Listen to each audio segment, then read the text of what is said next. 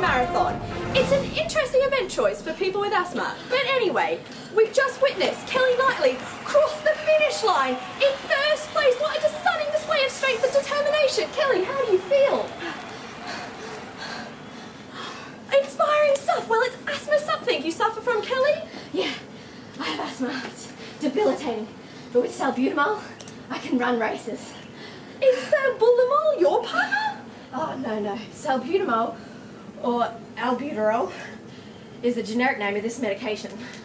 Some trade names are Asmol, Ventolin, Zemperon, and what's that one? Aramir auto-inhalers. Many names, same drug.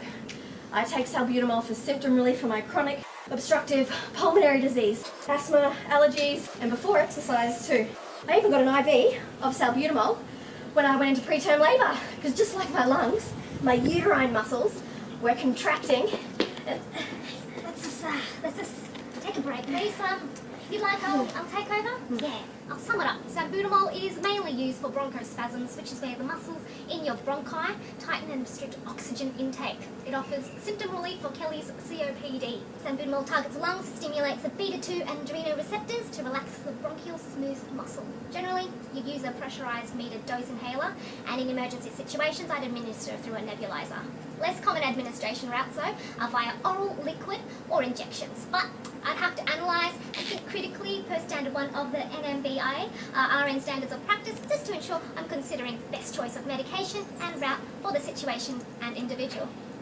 Generally speaking though, inhalation is the fastest route with less adverse effects or contraindications. Salbutamol, kicks in fast.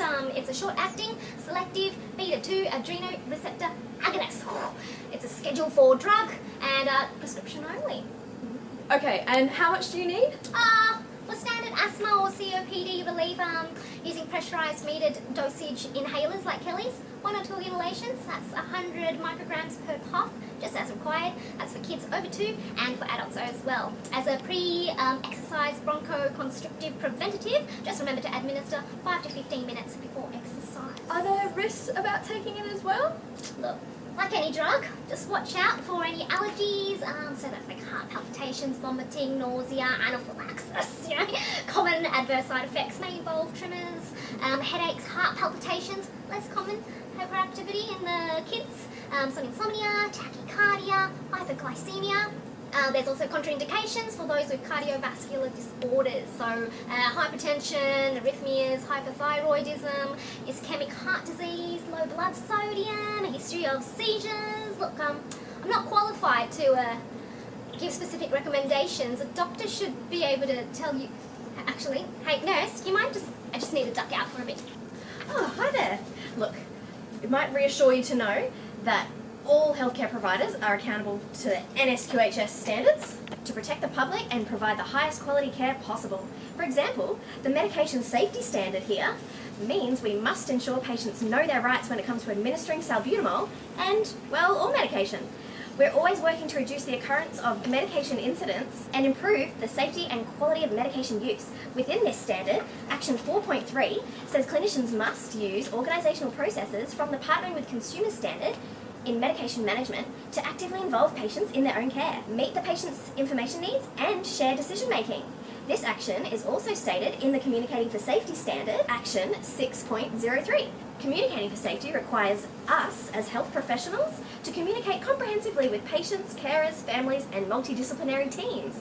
We'll all communicate in this way to make sure our patients take the medication, like salbutamol, safely. Importantly, adhering to the NSQHS safety standards requires a patient-centred approach to care, involving unique lifespan and cultural consideration. Beauty, please go on. Oh yeah, cultural safety is key. We should also consider that people may experience difficulties adhering to medication orders and health advice, which can be particularly challenging when sending patients off self-administer medications like salbutamol. Older adults particularly might struggle with their memory. It's not straightforward, and this can depend on the patient's individual circumstances, family, culture and lifestyle, and their experiences of the healthcare system. I always consider language barriers, health literacy levels, and how I can alleviate the cost of medication and barriers to healthcare access. Ah yes, cultural safety. What about lifespan? Well, in terms of lifespan, younger children and older adults require more consideration. Many older adults are polypharmacy, taking 5 or more medications. So we've got to look out for drug interactions. Additionally, for older adults or people with poor eyesight or dexterity, certain brands of inhalers may be easier to read or require less strength to depress. What about the little ones then? It might be difficult to persuade younger children or adolescents to take their medication, particularly self-administered ones. We'll use language they understand in posters, games, imagery and songs. Phew, how do you remember to think about all of this? Look, Sophie, it comes pretty naturally to me as a nurse because our job is to ensure that we provide person-centred care. We're required by the NMBA to ensure that we engage in effective therapeutic relationships as per Standard 2 of its RN Standards for Practice. This looks like upholding every patient's rights and dignity and engaging them with respect, compassion, kindness and sensitivity. For those listening, please know that high or increasing usage of this medication indicates poor management of your asthma. So if that's you, chat to your medical professional to create or have an annual asthma action plan updated. So there you have it, a deep dive into the world of Salbutamol!